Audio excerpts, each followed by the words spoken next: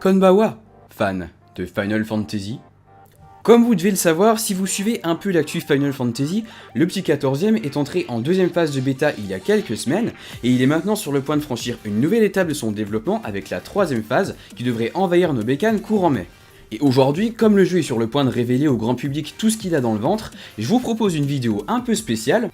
Bon, déjà parce que vous voyez ma tête, mais c'est pas vraiment un événement national. Non mais surtout pour faire un petit point sur le déroulement de la bêta fermée, et par la même occasion vous donner un premier avis sur ce qu'elle a pu nous offrir jusqu'à présent. Ah mais je vous vois derrière votre écran, vous vous dites sans doute... Mais puis-je ? Le titre de la vidéo n'était donc pas un attrape, Nico ? Il compte vraiment briser le NDA en vigueur ? Au risque de voir son compte YouTube fermé ? Et pire, de se mettre Square Enix à dos ? Eh bien non, justement, ma démarche s'inscrit en fait dans le cadre d'une levée partielle et exceptionnelle de cette restriction pour certains sites communautaires et youtubeurs. Je vous invite d'ailleurs à faire un petit tour des sites français, car ce soir les informations ne devraient pas tarder à tomber. Mais attention les amis, l'accord de non-divulgation est toujours en place pour les bêta-testeurs. Alors ne vous faites pas prendre à parler de votre expérience dans les premières phases de test de Realm Reborn, car cette autorisation est, je vous le répète, exceptionnelle. On vous surveille. Bon, l'intro et le blabla juridique c'est fait. Ah ouais, le jeu, faut que je parle du jeu. Elle est où cette touche pour lancer l'intro déjà ? Ah ouais, là.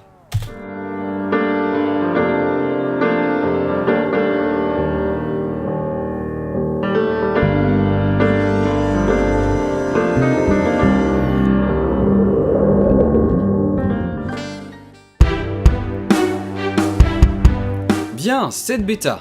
Il faut dire qu'on sent tout de suite que Square Enix a abattu ses meilleures cartes et prend les enjeux du succès de son MMO auprès des fans très au sérieux, tant le paquet a été mis pour montrer le maximum de FF14 A Realm Reborn dès les premières heures de sa bêta, dont la réalisation est globalement bien au-dessus de la plupart des jeux à ce stade de développement. Après quelques stress tests plus ou moins heureux, les serveurs ont été rapidement calés pour tourner comme sur des roulettes et enfin permettre aux testeurs de faire sereinement leurs premiers pas en Eorzea. Et il faut le dire, c'est avant tout sur le plan technique que FF14 cherche à impressionner.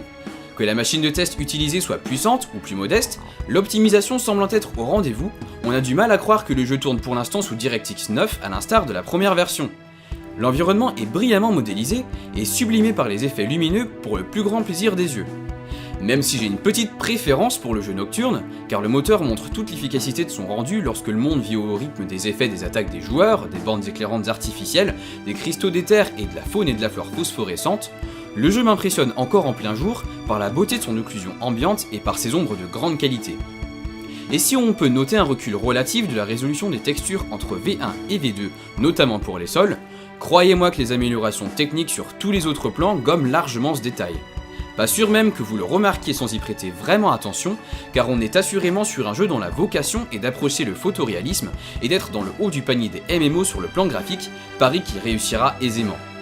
Seul un léger souci de contraste vient ternir le rendu final, rendant les noirs moins intenses qu'ils pourraient raisonnablement l'être pour accroître ce sentiment de fidélité aux couleurs naturelles, si cher à cet univers naissant.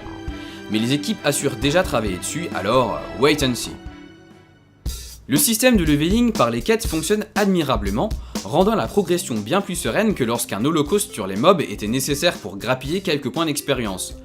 On a toutefois été très limité dans le contenu explorable, mais compte tenu que l'histoire est un argument de vente crucial dans un Final Fantasy, et a fortiori pour FF14 déjà riche de son background, on peut comprendre que les devs aient fait le choix d'élaguer grandement le scénario jouable dans cette bêta, allant même jusqu'à remplacer quelques scènes cinématiques par des écrans noirs dépourvus de doublage pour nous laisser mariner dans le secret total. Le fait que seule la région forestière de Gridania soit disponible y a aussi été pour quelque chose, certaines quêtes étant supposées nous faire un peu voyager dans les contrées voisines et ne pouvant évidemment pas être implémentées. J'ai en tout cas vraiment hâte de faire ma première excursion en dehors des sentiers battus forestiers. De même, quand 16 à 18 donjons sont attendus dans la version finale, seuls 3 d'entre eux, voués au gain de niveau et donc considérés de faible difficulté, ont ouvert leurs portes pendant ce test. S'il est vrai que les parcourir ne requièrent qu'une organisation minimale et peut donc se faire aisément avec une équipe d'inconnus, l'expérience se révèle à chaque fois très agréable et permet de gagner rapidement des niveaux sans trop se casser la tête. L'inspiration artistique est vraiment au rendez-vous, et une fois le contraste fignolé pour un rendu global plus sombre dans les grottes, le régal graphique sera vraiment total. Le seul sujet qui fait vraiment débat sur les forums de test, alors même que le système est encore en développement et n'a pas dévoilé le quart de ses arcanes, c'est le combat. Pour le coup, je vais vraiment vous transmettre mon ressenti personnel, en vous avouant qu'en tant que joueur à mi-chemin entre occasionnel et hardcore, j'apprécie assez peu d'être stressé devant la moindre difficulté, en dehors des donjons et des combats de boss, où là je considère le piment de la mise en échec comme une condition sine qua non du sentiment de triomphe. Le système de combat de Realm Reborn, bien que plus simple pour l'instant, me semble parfaitement s'inscrire dans cette optique de rendre les affrontements accessibles dans leur complexité. 4 classes sur les 8 prévues étaient jouables durant la deuxième phase de bêta, 3 étant liées par leur guilde à la ville de Gridania, et la dernière, le gladiateur, étant débloquable via un ménestrel errant, PNJ déjà rencontré dans la V1, nous donnant à l'époque accès à une monture collector, le Gugu. C'est personnellement cette classe de tank que j'ai privilégiée lors des tests, et ça a été l'occasion de constater en fin de compte la redoutable praticité du temps de recharge global imposé sur les actions offensives. Respectivement 2,5 et 3,5 secondes pour les classes de combat et de magie, bien qu'améliorable en augmentant sa vivacité ou sa célérité, ça peut paraître long entre chaque choix d'attaque, surtout quand les combats sont très simples à bas niveau. Mais rapidement, arrivé au premier donjon, j'ai été frappé par le fait qu'en tant que premier attaquant, plutôt que de spammer ses actions et de générer du stress inutilement, on pouvait tourner le temps de recharge à son avantage en prenant le temps de checker le statut de ses collègues à tout instant et d'adapter sa stratégie en temps réel. Ainsi, chaque action peut réellement déterminer l'issue d'un affrontement, 2,5 secondes peuvent en décider de la vie ou de la mort d'un soutien indispensable de l'équipe. Vous l'aurez compris, ce temps de GCD est à double tranchant, ce qui en fait une partie intégrante du gameplay du jeu.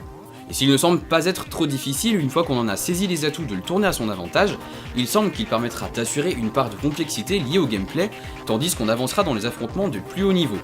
Pas question de faire la moindre erreur de timing devant un Ifrit ou une Shiva en furie. Enfin, l'introduction du jeu à la manette s'en retrouve aussi facilitée.